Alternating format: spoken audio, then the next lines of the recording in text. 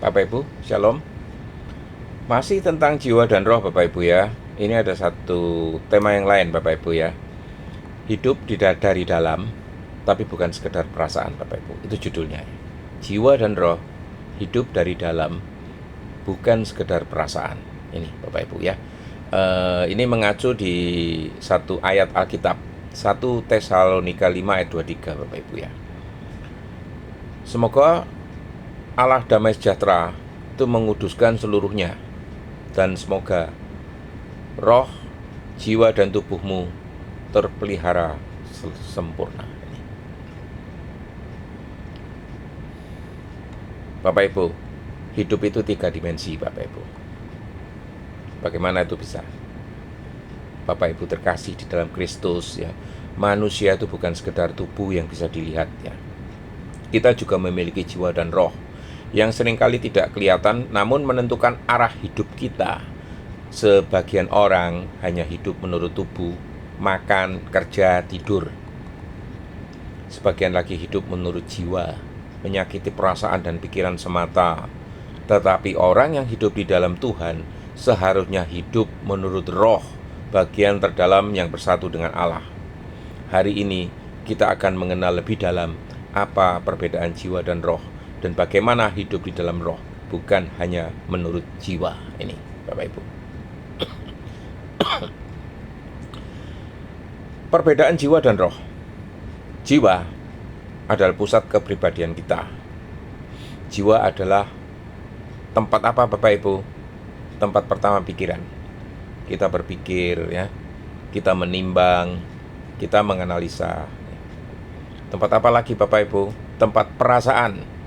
Kita merasakan sukacita, kita merasakan sedih, marah, atau takut.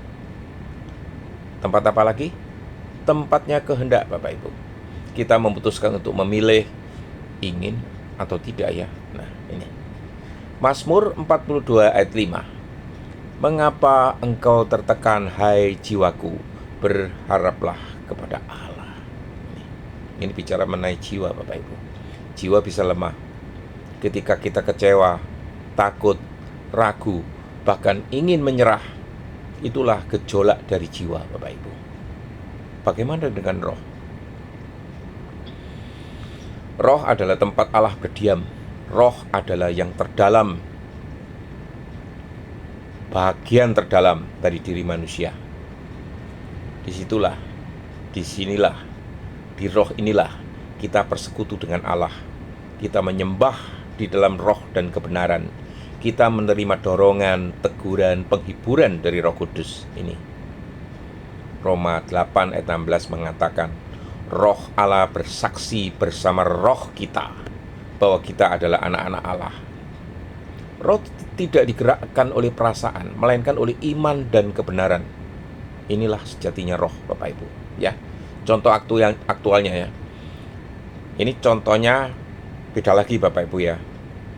Ini contohnya adalah contoh aktual ketika jiwa dan roh bertentangan. Ini bayangkan seseorang itu menghadapi penderitaan Bapak Ibu. Jiwanya berkata, aku lelah, Tuhan diam saja, hidupku sia-sia. Tapi rohnya berkata, tetaplah percaya, Allah tidak pernah meninggalkanmu. Ini seperti bagian yang positif dan bagian negatif yang berbicara di dalam tubuh Bapak, Ibu, Saudara sekalian. Ini ya.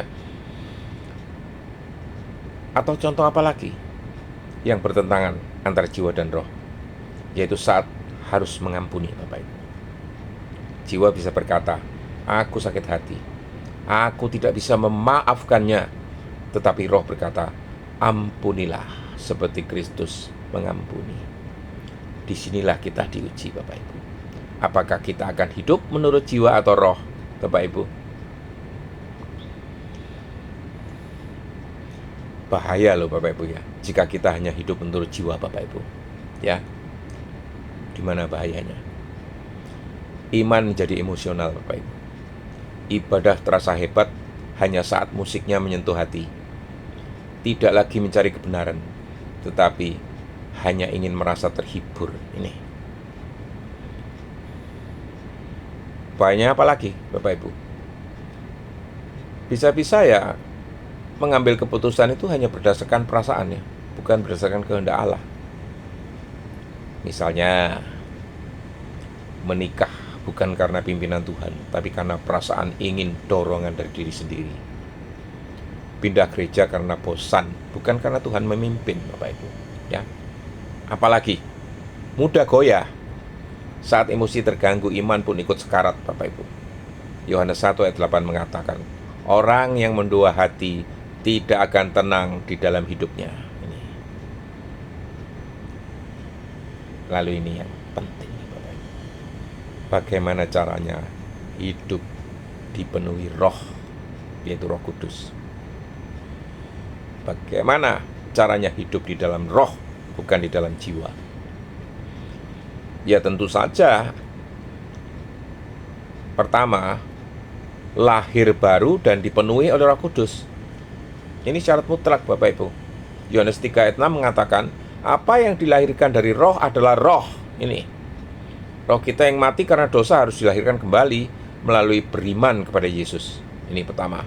Yang kedua, ini tidak kalah penting nih. Tanpa ini, wah susah nih. Disiplin rohani. Dalam hal apa? Dalam hal firman, doa, dan penyembahan, Bapak Ibu. Maaf. Semakin kita memberi makanan kepada roh kita, semakin kuat dia mengarahkan jiwa dan tubuh kita. Ini.